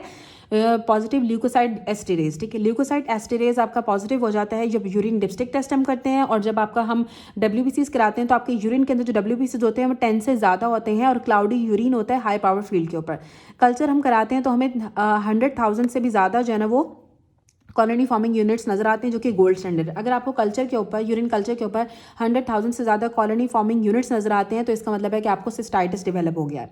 कॉमन 80% केसेस के अंदर ई कोलाई की वजह से होता है, स्टैफिलोकोकस सैप्रोफिटिकस की वजह से भी हो सकता है, जो कि यंग सेक्सुअली एक्टिव वुमेन के अंदर होता है, लेकिन ई कोलाई भी ज़्यादा कॉमन है अब पॉपुलेशन में। एक क्लैप्सियला निमोनिया होता है, या फिर प्रोटीज मेरेबैलिस, जो कि अल्कलाइन यूरिन प्रोड्यूस करता है विद अमोनिया सेंट के साथ, ठीक है। प्रोटीज मेरेबैलिस होगा जो अमोनिया की सेंट के साथ आपका अल्कलाइन यूरिन प्रोड्यूस करता है, प्रोटीज मेरेबैलिस जो होता है। और क्लैप्सियला निमोनिया होता है, और सेक्सुअली एक्टिव वुमेन के अंदर जो है ना वो स्टैफिलोकोकस सैप्रोफिटिकस जो है ना वो यंग सेक्सुअली एक्टिव वुमेन के अंदर कराता है स्टैफिलोकोकस सैप्रोफिटिकस, क्लैप्सियला निमोनिया और प्रोटीज मेरेबैलिस अल्कलाइन यूरिन कराता है अमोनिया सेंट के साथ। या एंटेरोकोकस फेशियालिस भी करा सकता है, जो स्टीराइल पायूरिया होता है, जिसमें आपके स्टीराइल पायूरिया होता है, जिसमें आपका प्रेजेंस ऑफ पायूरिया होगा, ठीक है। WBCs आपके 10 से ज़्यादा होंगे हाई पावर फील्ड के ऊपर, ल्यूकोस एस्टेरेज भी आपकी पॉजिटिव होती है, लेकिन आपका यूरिन कल्चर आपका नेगेटिव होता है। ये सजेस्ट करता है कि आपको यूरिथ्राइटिस हुआ है, जो क्लाइमीडिया ट्रेकोमेटिस या फिर निजेरिया गोनोरिया की वजह से हो सकता है, जो डोमिनेंट साइंस प्रेजेंट होते हैं यूरिथ्राइटिस के डिसयूरिया, ठीक है, कि उनको पेनफुल यूरिनेशन होती है क्लाइमीडिया ट्रेकोमेटिस या फिर निजेरिया गोनोरिया वाले पेशेंट्स के अंदर जो है वो जो नेगेटिव यूरिन कल्चर आता है, लेकिन आपका जो पायूरिया होगा कि आपके जो WBCs होते हैं ना वो 10 से ज़्यादा होते हैं, ठीक है। 10 से ज़्यादा अगर आपके WBCs है हाई पावर फील्ड के ऊपर, ल्यूकोसाइट एस्टेरेज अगर आपकी पॉजिटिव है, हम स्टीराइल पायूरिया कहते हैं। उसके बाद आता है पाइलोनेफ्राइटिस। अब पाइलोनेफ्राइटिस में आपकी किडनी की इन्फेक्शन हो जाती है, और ये ज़्यादातर असेंडिंग इन्फेक्शन होती है। इसमें आपका इंक्रीज रिस्क होता है कि आपका वेजिको यूरिट्रल रिफ्लक्स के चांसेस की वजह से आपके वेजिको यूरिट्रल रिफ्लक्स होगा, इसके चांसेस बढ़ जाते हैं। पेशेंट को बुखार हो जाता है, फ्लैंक में पेन होता है, WBC कास्ट और ल्यूकोसाइट्स हमें नजर आते हैं, और साथ हमें सिम्टम्स ऑफ सिस्टाइटिस में मिलते हैं। इसमें 90% इकोलाई होता है, और क्लैप्सियला निमोनिया क्लैप्सियला स्पीशीज़ की वजह से या फिर एंटेरोकोकस फेशियालिस की वजह से पाइलोनेफ्राइटिस डेवलप हो जाता है। उसके बाद आता है क्रॉनिक पाइलोनेफ्राइटिस। अब जो क्रॉनिक पाइलोनेफ्राइटिस है इसमें इंटरस्टिशियल फाइब्रोसिस होती है, साथ हमें एट्रोफी मिल जाती है ट्यूब्यूल्स की due to the multiple bouts of acute pyelonephritis, ठीक है। इंटरस्टिशियल फाइब्रोसिस हो जाती है। जो क्रॉनिक पायलोनेफ्राइटिस है ना, आपके इंटरस्टिशियम की फाइब्रोसिस हो जाती है और साथ में एट्रोफी नजर आती है ट्यूब्यूल्स की due to the multiple bouts of acute pyelonephritis. ठीक है, जो क्रॉनिक पायलोनेफ्राइटिस है ना, इसमें एट्रोफी हो जाती है आपके ट्यूब्यूल्स की due to the multiple bouts of acute pyelonephritis. ठीक है, इसमें आपकी इंटरस्टिशियम की फाइब्रोसिस होगी, साथ आपकी जो ट्यूब्यूल्स होती हैं उसकी एट्रोफी हो जाती है, क्योंकि एक्यूट पायलोनेफ्राइटिस की मल्टीपल एपिसोड्स हो जाने के बाद आपकी जो ट्यूब्यूल्स हैं उनकी एट्रोफी हो गई और उनमें फाइब्रोसिस डेवलप हो जाती है।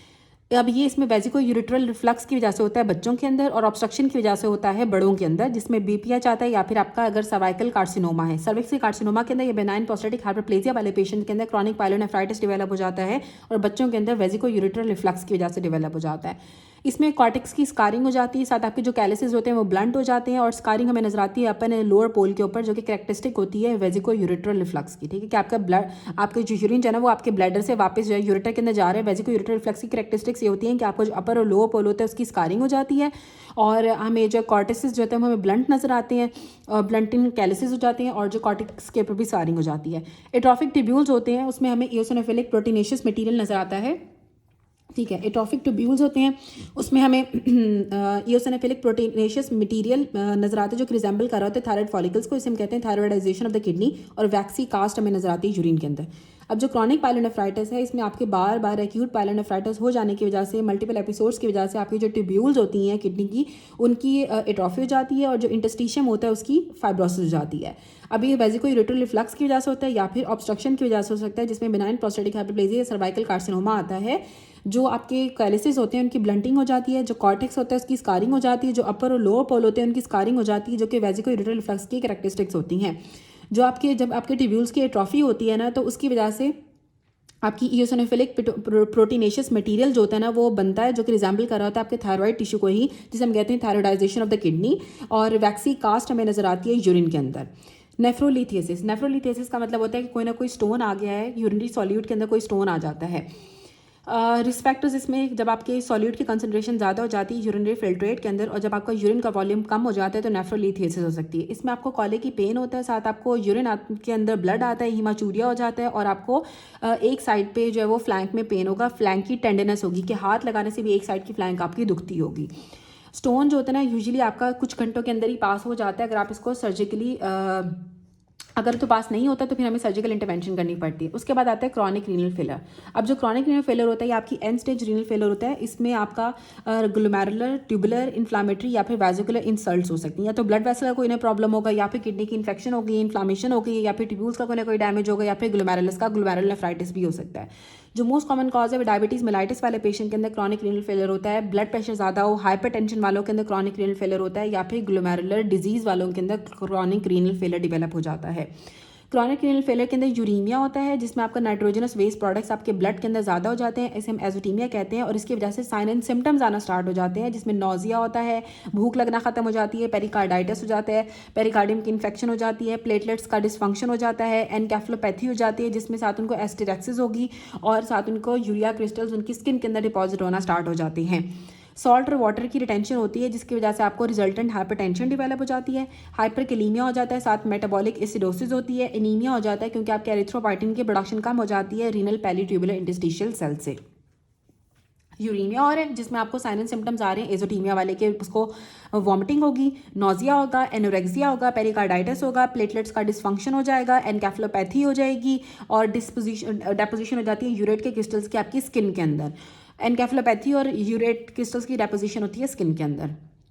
साथ प्लेटलेट डिसफंक्शन भी होता है क्रॉनिक रीनल फेलर में, और पेरिकार्डाइटिस भी होता है। सॉल्ट और वाटर की टेंशन होती है, जिसकी वजह से हाइपरटेंशन डेवलप हो जाती है, हाइपरकैलेमिया होता है, मेटाबॉलिक एसिडोसिस होती है, एनीमिया हो जाता है, क्योंकि आपके एरिथ्रोपाइटिन की प्रोडक्शन नहीं होती है, तो रीनल पेरिट्यूबुलर इंटरस्टिशियल सेल से।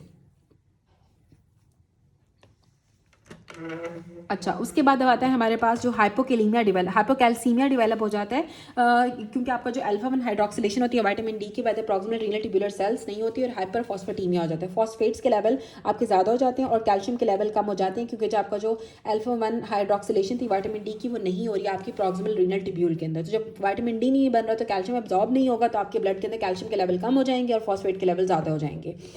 और रीनल ऑस्टियोडिस्ट्रॉफी हो जाती है जो कि सेकेंडरी हाइपरपैराथायरॉयडिज्म की वजह से होती है, ऑस्टियोमलेशिया हो जाता है और ऑस्टियोपोरोसिस हो सकती है। अब किडनी की डैमेज की वजह से आपकी बोन्स भी वीक हो जाती हैं, ऑस्टियोपोरोसिस हो सकती है, आपको जो है वो ऑस्टियोमलेशिया हो जाता है, ब्रिटल बोन्स हो जाती हैं और आपको सेकेंडरी हाइपरपैराथायरॉयडिज्म की वजह से रीनल ऑस्टियोडिस्ट्रॉफी भी हो जाती है। ट्रीटमेंट हम क्रॉनिक रीनल फेलियर वालों का डायलिसिस करते हैं और रीनल ट्रांसप्लांट कर देते हैं। जो सिस्ट होती है वो ऑफन डेवलप कर जाती है within the shrunken end stage kidney disease के अंदर during dialysis and increase the risk of renal cell carcinoma. ठीक है, अब जब हम रीनल ट्रांसप्लांट यहाँ हम डायलिसिस करते हैं, डायलिसिस वाले पेशेंट के अंदर मसला ये होता है कि उनको सिस्ट डेवलप हो जाती हैं जब आपकी श्रंकन एंड स्टेज किडनी डिजीज जब होती है, तो उसकी वजह से आपको कार्सिनोमा बनने के भी चांसेस बढ़ जाते हैं। उसके बाद आता है रीनल न्यूप्लेजिया। एक होता है एंजियोमायोलाइपोमा। एंजियोमायोलाइपोमा एक हिमाटोमा होता है जो कि ब्लड वेसल्स का ही हिमाटोमा होगा, उसमें ब्लड वेसल्स होती हैं, स्मूथ मसल्स होते हैं और एडिपोज टिश्यू होता है और ये ट्यूबरस एक्लेरोसिस की फ्रिक्वेंसी को बढ़ा देता है। ट्यूबरस एक्लेरोसिस बढ़ जाती है एंजियोमायोलाइपोमास में। एंजियोमायोलाइपोमास के अंदर आपकी हिमाटोमास होते हैं जिसमें ब्लड वेसल्स होता है, स्मूथ वेसल्स होती है और एडिपोज टिश्यू होता है, ये रीनल न्यूप्लेजियाज होते हैं। उसके बाद आता है renal cell carcinoma. Renal cell carcinoma आपका मैलिग्नेंट एपिथेलियल ट्यूमर होता है जो कि किडनी के ट्यूब्यूल से राइज करता है। ठीक है, किडनी ट्यूब्यूल से आपका जो मैलिग्नेंट एपिथेलियल ट्यूमर होता है, ठीक है, एपिथेलियम का ट्यूमर होता है जो आपका रीनल सेल कार्सिनोमा होता है। अब यहाँ पे ये नेफ्रोलिथियसिस का बताया हुआ है जो हमने यहाँ पे पढ़ी थी। नेफ्रोलिथियसिस के हम स्टोन्स पढ़ लेते हैं। सबसे पहले आते हैं कैल्शियम ऑक्सलेट स्टोन्स, फिर आते हैं अमोनियम या कैल्शियम फॉस्फेट के स्टोन्स, उसके बाद आपके अमोनियम मैग्नीशियम फॉस्फेट के स्टोन्स, यूरिक एसिड के स्टोन्स और सिस्टीन के स्टोन्स। 4 तरह के आपके स्टोन्स होते हैं, calcium oxalate, calcium phosphate, ammonium magnesium phosphate, uric acid and cystine. Uric acid, cystine, ammonium magnesium phosphate या कैल्शियम ऑक्सलेट या कैल्शियम फॉस्फेट के स्टोन्स होते हैं। Calcium oxalate, calcium phosphate most common type होती है जो कि हमें अडल्ट्स के अंदर नजर आती है। कैल्शियम ऑक्सलेट, कैल्शियम फॉस्फेट आपकी मोस्ट कॉमन टाइप के हैं जो कि हमें अडल्ट्स में नजर आते हैं। जो मोस्ट कॉमन कॉज होती है वो इसकी आइडियोपैथिक हाइपरकैल्सीयूरिया होता है, हाइपरकैल्सीमिया होगा और इसकी रिलेटेड कॉजेज भी हो सकते हैं, इसको मैंने एक्सक्लूड करना होता है। क्रॉन्स डिजीज वाले पेशेंट्स के अंदर होते हैं। ट्रीटमेंट में हम हाइड्रोक्लोरोथायजाइड या कैल्शियम स्पेरिंग डायूरेटिक देते हैं। ठीक है, कैल्शियम ऑक्सलेट या कैल्शियम फॉस्फेट स्टोन अडल्ट्स के अंदर सबसे ज़्यादा कॉमन होते हैं।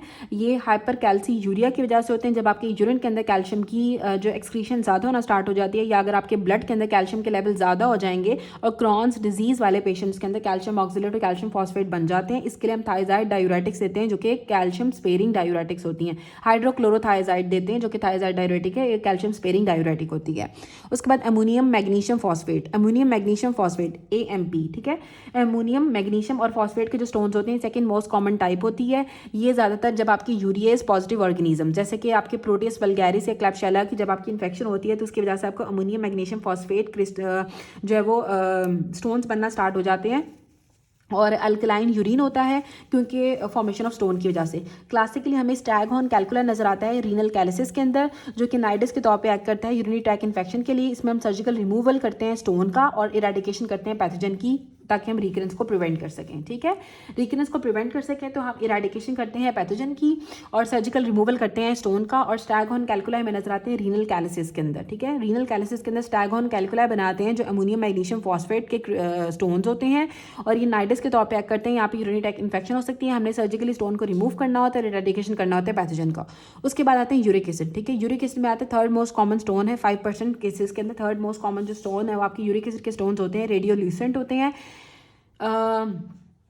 As oppose to other types of stone which are radio opaque. ठीक है, अब यूरिक एसिड के स्टोन्स हैं जो है ना आपका रेडिएशन पास कर जाती हैं। ठीक है, ये रेडियो ल्यूसेंट होते हैं। जो अमोनियम बाकी सारे स्टोन्स जो थे ना वो आपके रेडियो ओपेक होते हैं। ये हॉट एरिड क्लाइमेट्स के अंदर जब यूरिक एसिड के स्टोन तब बनते हैं जब आप बहुत ज़्यादा गर्मी वाले इलाके में रह रहे हो, जब आपका यूरिन की प्रोडक्शन कम हो और आपकी pH एसिडिक हो। ठीक है, और जो मोस्ट कॉमन स्टोन होते हैं पेशेंट्स के अंदर वो गाउट वाले पेशेंट्स के अंदर यूरिक एसिड के स्टोन बनते हैं, हाइपर यूरिसीमिया वाले पेशेंट्स के अंदर, ल्यूकीमिया या माइलोप्रोलिफरेटिव डिसऑर्डर वाले पेशेंट के अंदर जिसमें आपको जो है वो यूरिक एसिड की प्रोडक्शन ज़्यादा होती है तो उसकी वजह से भी आपको यूरिक एसिड के स्टोन्स बन जाते हैं। गाउट में, हाइपर यूरिसीमिया में जो कि माइलोप्रोलिफरेटिव डिसऑर्डर या ल्यूकीमिया के अंदर होता है। इसके ट्रीटमेंट में क्योंकि ये हॉट एंड ह्यूमिड एनवायरनमेंट वाले पेशेंट्स के हॉट एनवायरनमेंट वाले में यूरिक एसिड होते हैं तो हम हाइड्रेशन देते हैं और यूरिन की अल्कलाइजेशन करते हैं पोटाशियम बाइकार्बोनेट देके, और एलोपिरिनोल भी कभी कभी हम देते हैं जिन पेशेंट्स को गाउट होता है। गाउट वाले पेशेंट्स को एलोपिरिनोल देंगे ताकि उनको यूरिक एसिड स्टोन्स डेवलप ना हो।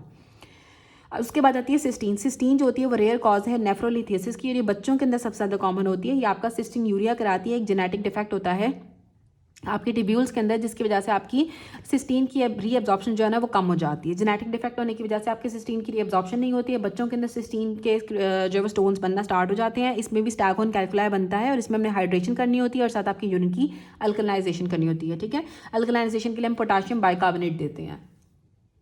अच्छा, अब मैं पढ़ी थी जो है वो रीनल सेल कार्सिनोमा। जो रीनल सेल कार्सिनोमा था इसमें क्लासिकल ट्रायड मिलता है, जिसमें हिमाचूरिया होगा, पैल्पेबल मैस होगा, फ्लैंक पेन होगा। ठीक है, फ्लैंक में पेन होगा, यूरिन आपका रेड कलर का आएगा और साथ आपको पैल्पेबल मैस नजर आएगा। जो तीनों सिम्टम्स होते हैं रेयरली होंगे, तीनों होंगे। ज़्यादातर आपको हिमाचूरिया ही मिलता है जो पेशेंट्स के अंदर होते हैं। साथ उनको बुखार होगा, उनका वजन कम होना स्टार्ट हो जाता है और पैरानियोप्लास्टिक सिंड्रोम हो सकते हैं कि एरिथ्रोपाइटिन, रेनिन या पैराथायराइड हार्मोन रिलीजिंग पेप्टाइड जो होता है या फिर जो ACTH होता है वो भी प्रेजेंट हो सकते हैं। ठीक है, एरिथ्रोपाइटिन, रेनिन, PTH-RP और ACTH जो है वो भी प्रेजेंट हो सकते हैं। वेट लॉस हो सकता है और पैरानियोप्लास्टिक सिंड्रोम भी डेवलप हो सकते हैं। रेयरली प्रेजेंट करता है पेशेंट लेफ्ट साइडेड वेरिकोसील के साथ। जब आपकी लेफ्ट रीनल वेन की इन्वॉल्वमेंट होती है तो कार्सिनोमा ब्लॉक कर देता है आपकी लेफ्ट स्पर्मेटिक वेन की ब्लॉकेज को, तो आपको वेरिकोसील डेवलप हो जाती है। मेल्स के अंदर लेफ्ट साइड की वेरिकोसील डेवलप हो जाती है जिनको रीनल सेल कार्सिनोमा होता है, क्योंकि जो लेफ्ट रीनल वेन होती है वो कार्सिनोमा की वजह से ब्लॉक हो जाती है, तो आपकी लेफ्ट स्पर्मेटिक वेन की ड्रेनेज नहीं होती है।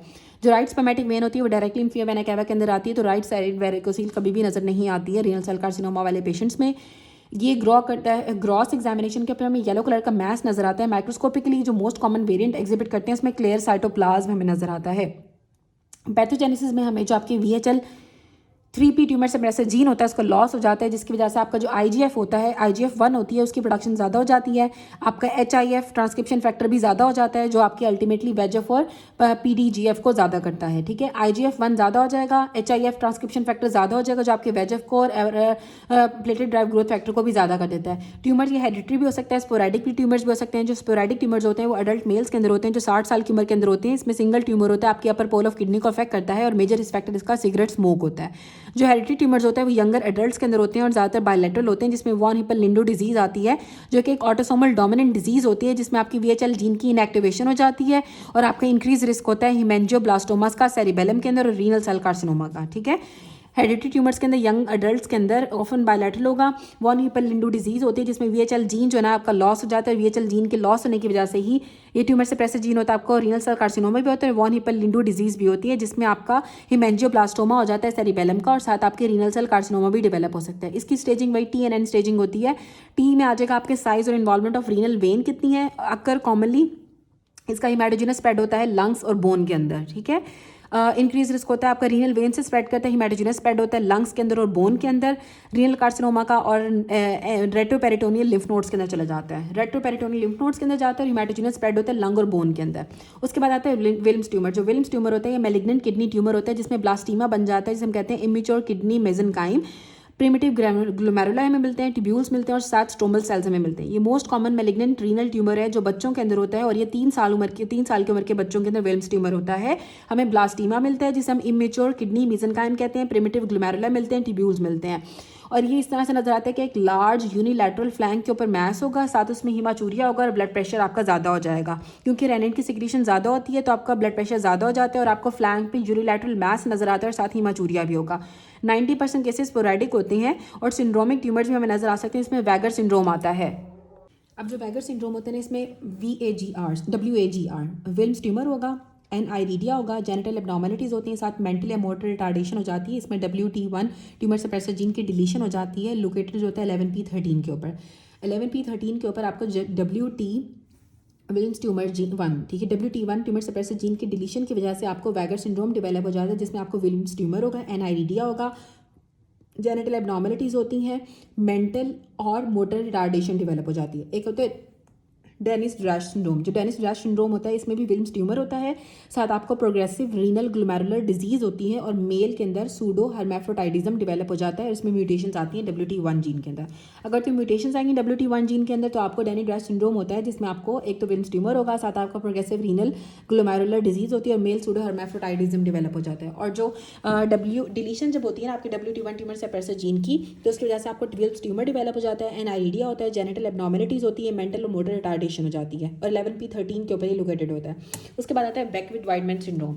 जो बैकविड वाइडमैन सिंड्रोम होता है इसमें विल्म्स ट्यूमर होता है, साथ आपको न्यूनेटल हाइपोग्लाइसीमिया डेवलप हो जाता है और मस्कुलर हेमी हाइपरट्रॉफी हो जाती है और ऑर्गेनोमेगाली हो जाती है यूजुअली टंग की, और इसमें म्यूटेशंस आती हैं WT2 जीन के अंदर। ठीक है, और ये आपका 11p15.5 के ऊपर होता है, पर्टिकुलरली IGF-2 के अंदर जो है ना ये इन्वॉल्व होता है। ठीक है, WT2 क्लस्टर जीन जो होता है ना हमारे पास 11p15.5 जो होता है ना उसको इन्वॉल्व करता है और इसमें म्यूटेशंस आती हैं। इसकी वजह से आपको बैकविड वाइडमैन सिंड्रोम होता है। बैकविड वाइडमैन सिंड्रोम के अंदर आपका विल्म्स ट्यूमर होता है, साथ न्यूनेटल हाइपोग्लाइसीमिया होता है। ठीक है, न्यूनेटल हाइपोग्लाइसीमिया होता है। न्यूनेटल हाइपोग्लाइसीमिया होगा, बच्चों को हाइपोग्लाइसीमिया हो जाता है और मस्कुलर हेमी हाइपरट्रॉफी हो जाती है, ठीक है।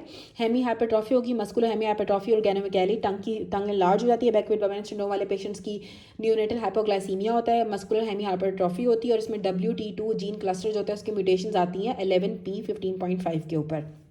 उसके बाद आती है लोअर यूनिट ट्रैक्ट कार्सिनोमा, जो यूरोथेलियल ट्रांजिशन सेल कार्सिनोमा होता है, स्क्वैमस सेल कार्सिनोमा होता है और एडिनो कार्सिनोमा होता है। अब जो यूरोथेलियल ट्रांजिशन सेल कार्सिनोमा होता है ना, इसमें मैलिग्नेंट ट्यूमर राइज करते हैं आपकी urothelial line of the renal pelvis से, यूरेटर से, ब्लैडर से या यूरेथ्रा से। ये मोस्ट कॉमन टाइप है। अब देखो रीनल पेल्विस से भी राइज कर सकते हैं, यूरेटर से या तो ब्लैडर से या फिर यूरेथ्रा से। ये मोस्ट कॉमन टाइप का यूरिनरी ट्रैक कैंसर होता है। मोस्ट कॉमन टाइप का यूरिनरी ट्रैक कैंसर होता है जो कि राइज करता है आपके ब्लैडर के अंदर, सिगरेट स्मोक की वजह से राइज करता है, मोस्ट इंपॉर्टेंट कॉज होता है। और एडिशनल रिस्क फैक्टर इसका नेफ्थाइलामीन होता है या फिर एजोडाइज या फिर लॉन्ग टर्म साइक्लोफॉस्फेमाइड या फिर फिनेक्टिन की यूज़ की वजह से, ठीक है। फिनेक्सिटिन की यूज़ की वजह से, साइक्लोफॉस्फेमाइड के यूज़ की वजह से, या फिर सबसे पहले तो सिगरेट स्मोक की वजह से, नेफ्थाइलामीन्स की वजह से आपको ट्रांजिशन सेल कार्सिनोमा या फिर यूरोथेलियल कार्सिनोमा होता है, जिसमें आपको जो यूरोथेलियल लाइनिंग होती है आपके रीनल पेल्विस की, यूरेटर की, ब्लैडर की, यूरेथ्रा की, वहाँ पे कार्सिनोमा डेवलप हो जाता है और ये मोस्ट कॉमन टाइप का लोअर यूरिनरी ट्रैक्ट कार्सिनोमा है। जनरली हमें ओल्डर अडल्ट्स के अंदर नजर आता है, जिसमें आपको पेनलेस हीमाचूरिया मिलता है कि आपको ब्लड आपका रेड कलर का आएगा लेकिन आपको पेन नहीं होता है, ठीक है। इसके दो डिस्टिंक्ट पाथवेज होते हैं, एक फ्लैट होता है और एक पैपिलरी होता है। जो फ्लैट होता है उसमें हाई ग्रेड फ्लैट ट्यूमर होता है जो कि इन्वेड करता है और इसमें अर्ली P53 म्यूटेशंस आती हैं। और जो पैपिलरी होता है वो लो ग्रेड आपका पैपिलरी ट्यूमर होता है जो कि प्रोग्रेस कर जाता है to the high grade papillary tumour के अंदर, उसके बाद ये इन्वेड करता है और इसके अंदर अर्ली P53 म्यूटेशंस नहीं होती हैं। पैपिलरी के अंदर अर्ली P53 म्यूटेशंस नहीं होती हैं। जो फ्लैट आपका यूरोथेलियल कार्सिनोमा होता है उसके अंदर अर्ली P53 म्यूटेशंस होती हैं और ये फ्लैट की तरह आपका flat tumour high grade tumour होता है। और जो पैपिलरी वाला होता है ना, पहले वो लो ग्रेड होता है, फिर वो हाई ग्रेड के अंदर कन्वर्ट होता है और फिर वो इन्वेड करता है। ट्यूमर्स ये मल्टीफोकल होते हैं और रीकर कर जाते हैं, इनका फील्ड इफेक्ट होता है।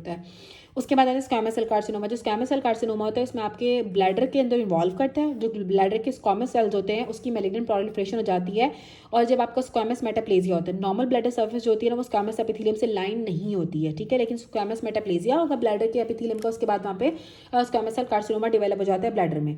रिस्क फैक्टर्स का क्रॉनिक सिस्टाइटिस हो सकता है जो कि ओल्डर वुमेन के अंदर होता है, शिस्टोसोमिया हीमेटोबियम की इन्फेक्शन हो सकती है GPM मेल के अंदर, या फिर लॉन्ग स्टैंडिंग नेफ्रोलिथियासिस जिनको बहुत अर्से तक किडनी स्टोन्स रहते हैं उसके अंदर स्क्वैमस सेल कार्सिनोमा डेवलप हो सकता है क्योंकि उनके अंदर स्क्वैमस मेटाप्लेजिया हो जाता है।